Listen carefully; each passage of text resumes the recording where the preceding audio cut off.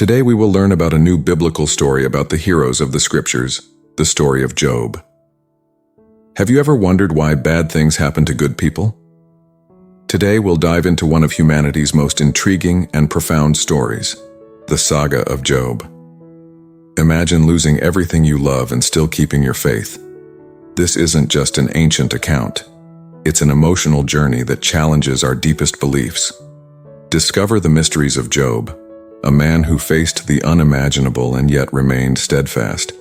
Stay with us and see how this ancient story still powerfully resonates in our lives today. In this biblical story from the book of Job, we meet a wealthy man named Job who lived in a region known as Uz. He had a large family and immense herds.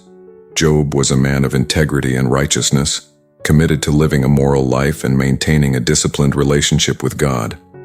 In the land of Uz, there was a man named Job. This man was blameless and upright. He feared God and shunned evil.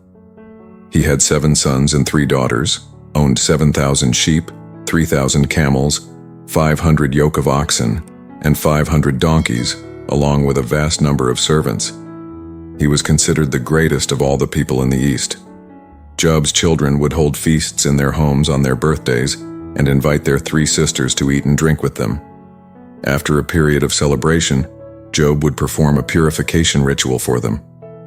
Early in the morning, he would offer a burnt sacrifice for each one, thinking, "Perhaps my children have sinned and cursed God in their hearts." This was Job's constant practice as described in the first chapter, verses 1 to 5. God highlighted Job's virtues to Satan. However, Satan argued that Job was righteous only because God abundantly favored him. One day the angels came to present themselves before the Lord, and Satan was also among them. The Lord asked Satan, "Where have you come from?" Satan answered the Lord, "From roaming throughout the earth, going back and forth on it." Then the Lord said to Satan, "Have you considered my servant Job? There is no one on earth like him, a man of integrity and uprightness who fears God and shuns evil." "Does Job fear God for nothing?" Satan replied. "Have you not put a hedge around him and his household and everything he owns? You have blessed the work of his hands, so his flocks and herds are spread throughout the land." These dialogues between God and Satan are narrated in the book of Job, chapter 1, verses 6 to 10. Satan challenged God, saying that if it were allowed to inflict suffering on Job, he would change and curse God. God allowed Satan to torment Job to test this bold assertion, but prohibited taking Job's life. "But now stretch out your hand and strike everything he has, and he will surely curse you to your face," said the Lord to Satan. "Very well then," said the Lord. "Everything he has is in your power, but on the man himself do not lay a finger." So Satan went out from the presence of the Lord. These events are described in the book of Job, chapter 1, verses 11 and 12. Job received 4 messages in a single day, informing him that his sheep, servants, and 10 children had died as victims of raiders, thieves, or natural disasters. On a day while Job's sons and daughters were feasting and drinking wine at the oldest brother's house, a messenger came to Job and said, "The oxen were plowing, and the donkeys were grazing nearby when the Sabeans attacked and made off with them. They put the servants to the sword, and I am the only one who has escaped to tell you." While he was still speaking, another messenger arrived and said, "The fire of God fell from the heavens and burned up the sheep and the servants, and I am the only one who escaped to tell you." While this one was still speaking, another messenger arrived. "The Chaldeans formed 3 raiding parties and swept down on your camels and made off with them. They put the servants to the sword, and I am the only one who has escaped to tell you." Another messenger arrived, saying, "Your sons and daughters were feasting and drinking wine at the oldest brother's house when suddenly a mighty wind swept in from the desert and struck the 4 corners of the house. It collapsed on them, and they are dead. And I am the only one who has escaped to tell you." These tragic events are described in the book of Job, chapter 1, verses 13 to 19. 2. In his grief, Job tore his clothes and shaved his head, but still praised God in his prayers. Then Job stood up, tore his robe, shaved his head, and fell to the ground in worship, saying, "Naked I came from my mother's womb, and naked I will depart. The Lord gave, and the Lord has taken away. May the name of the Lord be praised." In all this, Job did not sin by charging God with wrongdoing. Job's response is recorded in the book of Job, chapter 1, verses 20 to 22. Satan appears in heaven once again, and God gives him another chance to test Job. This time, Job suffers terrible skin sores. Job's wife tries to persuade him to curse God and give up on life, but he resists and tries to endure his sufferings. Two storylines are skillfully woven, a heavenly one and an earthly one. Events on earth result from something that happened in heaven, just as wars on earth often follow heavenly battles, like in the book of Revelation. Eliphaz, Bildad, and Zophar, three friends of Job, arrive to comfort him, sitting with him in silence for 7 days to respect his mourning. Job speaks on the seventh day, initiating a dialogue where each of the four men offers poetic descriptions of their problems. Job curses the day of his birth, comparing life and death to light and darkness. He wishes he had never been born, believing that his birth brought only darkness upon him, and that life only increases his agony. Eliphaz responds, saying that Job, who once consoled others, is now admitting that he never truly understood their suffering. He concludes that Job's pain must be due to some sin he committed and advises Job to seek God's favor. Bildad and Zophar agree that Job must have done something wrong to provoke God's justice and argue that he should strive to behave more innocently. Bildad supposes that Job's children brought death upon themselves, while Zophar goes further, insinuating that whatever wrong Job committed warranted even more suffering than he had endured. Job, however, defends himself against his friend's accusations, insisting that he has remained righteous and faithful to God. He passionately contends that his suffering is not due to any personal sin and expresses a longing to confront God directly, to seek answers for his undeserved torment. Despite his intense frustration, Job never curses God. Instead, he wishes for an advocate to present his case to the Almighty. His responses highlight his belief in his own innocence and his confusion over why God allows the innocent to suffer. This discourse continues, with Job's friends persistently insisting that his misfortunes must stem from wrongdoing, while Job steadfastly denies this. Finally, a younger man named Elihu, who has been silently listening, joins the discussion. Elihu challenges both Job and his friends, offering a different perspective. He suggests that suffering may serve as a way for God to correct and guide people, rather than simply punish them. He argues that God's ways are beyond human understanding, and that at times, suffering might be a form of divine instruction, rather than retribution. Elihu emphasizes that God does not need to explain himself to anyone, and that Job's questioning attitude might be inappropriate. He encourages Job to submit fully to God's wisdom. After Elihu speaks, God himself finally addresses Job, but rather than providing explanations, God reveals the vastness of his creation, displaying his power and wisdom. Through a series of questions, God challenges Job's understanding of the universe, questioning if Job could comprehend the mysteries of creation or control nature's forces. "Where were you when I laid the earth's foundation?" God asks. Through this divine encounter, God reminds Job of his omnipotence, illustrating that there are realities beyond human comprehension. These verses underscore the concept that God's ways are often unfathomable to man. Humbled by this encounter, Job recognizes the limitations of his own understanding and admits that he spoke of things he didn't fully understand. He realizes that while he may never fully grasp the reasons for his suffering, his faith in God remains unshaken.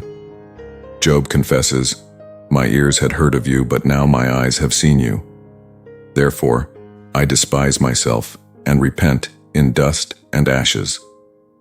This marks a turning point, showing Job's acceptance and humility before God's greater plan. In the end, God restores Job's fortunes, blessing him with twice as much as he had before. Job's story concludes with him regaining his wealth, a new family, and a long life. His experience of suffering and restoration becomes a powerful symbol of unwavering faith and the complex relationship between human beings and the divine. The Book of Job serves as a timeless reflection on the nature of suffering, the importance of resilience, and the profound mysteries of faith.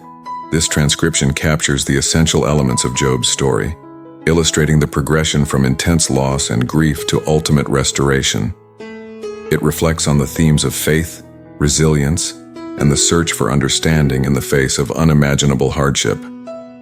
Through Job's journey, the book poses a profound question: why do the righteous suffer? This question is central to many faiths, and it resonates deeply with human experience.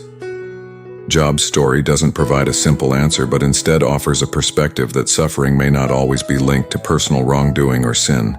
Rather, it suggests that life's hardships may be part of a greater design beyond human comprehension. By not receiving a direct explanation, Job, and by extension, the reader, is left to grapple with the mystery of suffering and the challenge of maintaining faith amid uncertainty. This narrative also presents the idea of unconditional faith. Job's loyalty to God is tested severely, and even as he wrestles with his understanding of divine justice, he doesn't abandon his belief.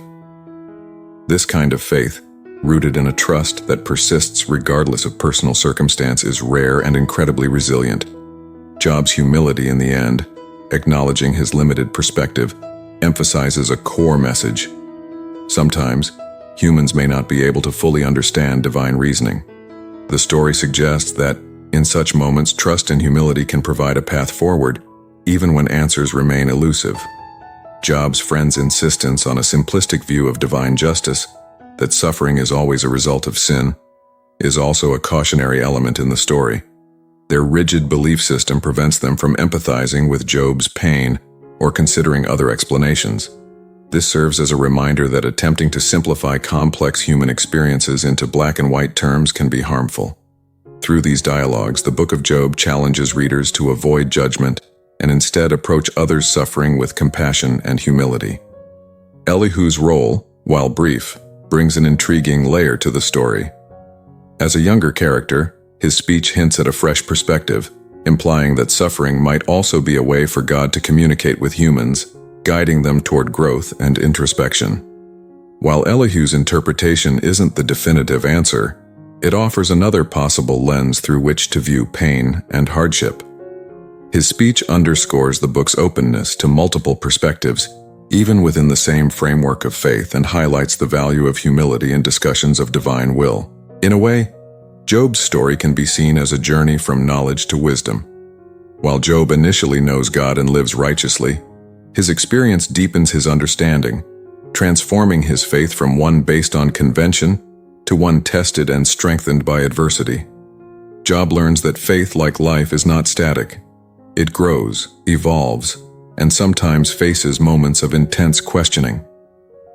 By the story's end, Job's relationship with God is no longer based solely on what he's been taught, but on a profound personal experience, marked by resilience and humility.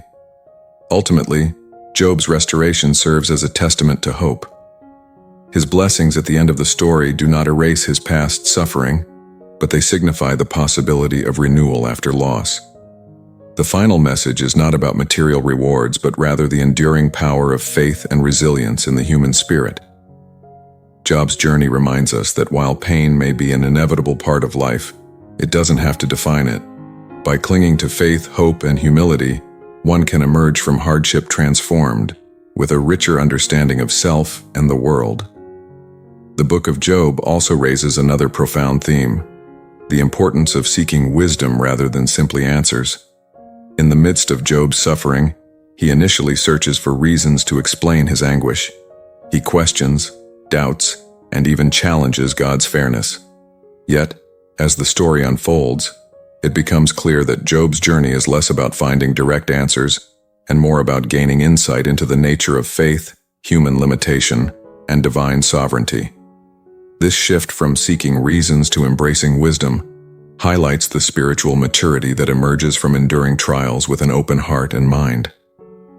Job's story emphasizes that life is not merely a set of predictable formulas, such as good things happen to good people and bad things happen to bad people. Instead, it suggests that existence involves mysteries that defy easy explanation. By the end of his journey, Job realizes that human understanding is limited, and the divine perspective is vastly more complex and expansive than what he can grasp. This realization doesn't resolve his questions, but gives him peace and a sense of purpose in the face of life's unpredictability, reinforcing the book's ultimate message. Faith and wisdom are cultivated not through certainty but through trust amid uncertainty. What makes Job's journey so unique is not only his endurance but his authenticity. Throughout his trials, Job never loses his humanity. He questions, grieves, and even gets angry, showing that faith doesn't require blind submission. Instead, faith, as shown in the book of Job, involves wrestling with doubt and questioning the very nature of justice and the divine. Job's willingness to ask hard questions ultimately brings him closer to a deeper understanding of God, revealing that authentic faith is built not on easy answers but on a willingness to explore the unknown. The book of Job also brings into focus the theme of community and the role of relationships in times of suffering. Job's friends, though flawed in their approach, remind us of the importance of empathy and compassion. While they fall short, their presence still underscores a universal truth. We are not meant to face suffering alone. Job's interactions with his friends show us that, even when we don't have the right words, offering support to those in pain can be a profound act of love. In a world that often promotes self-reliance, Job's story reminds us of the healing power of community and shared humanity. In the end, Job's encounter with the divine is one of awe and humility. Instead of direct answers, he receives a powerful glimpse into the vastness and mystery of creation, which puts his suffering in perspective. This encounter teaches him that, while human understanding is limited, there is an order and purpose in the universe beyond human comprehension. Job's story invites us to embrace humility and trust, even when life's challenges make little sense. It reassures us that while we may not always understand our path, we are part of a greater, purposeful whole. As we conclude this journey through the book of Job, it's clear that this ancient text remains a vital source of wisdom, offering insight into resilience, faith, and the human condition. Job's story is a reminder that even amid hardship, there is value in seeking deeper understanding, in nurturing compassion, and in trusting that life's mysteries have purpose. It's a story that speaks to all of us, encouraging us to face our own trials with courage and humility, knowing that we are not alone in our struggles and that growth often lies on the other side of suffering. Thank you for joining us on this exploration of the book of Job. Whether you are facing personal struggles or simply seeking greater wisdom, Job's journey provides a timeless source of guidance and inspiration. Let his story remind you that, though life may be filled with challenges, the search for meaning, wisdom, and connection can lead us to a place of deeper understanding and inner peace. Until next time, keep reflecting, stay resilient, and remember that even in our darkest moments we can find light and purpose if we keep our hearts and minds open. As we conclude our exploration of Job's incredible journey, I want to leave you with a few final thoughts. Job's story is not just an ancient tale. It's a timeless reminder that faith can endure even the most profound trials. It challenges us to reflect on our own lives and the struggles we face, reminding us that we can find strength in our faith and community, even when everything seems lost. If this story touched you or sparked a new perspective on your own challenges, please give this video a thumbs up and share it with someone who might benefit from it. Your engagement helps us reach more people and continue sharing these meaningful narratives. Don't forget to subscribe to our channel for more inspiring content that dives deep into life's most significant stories and questions.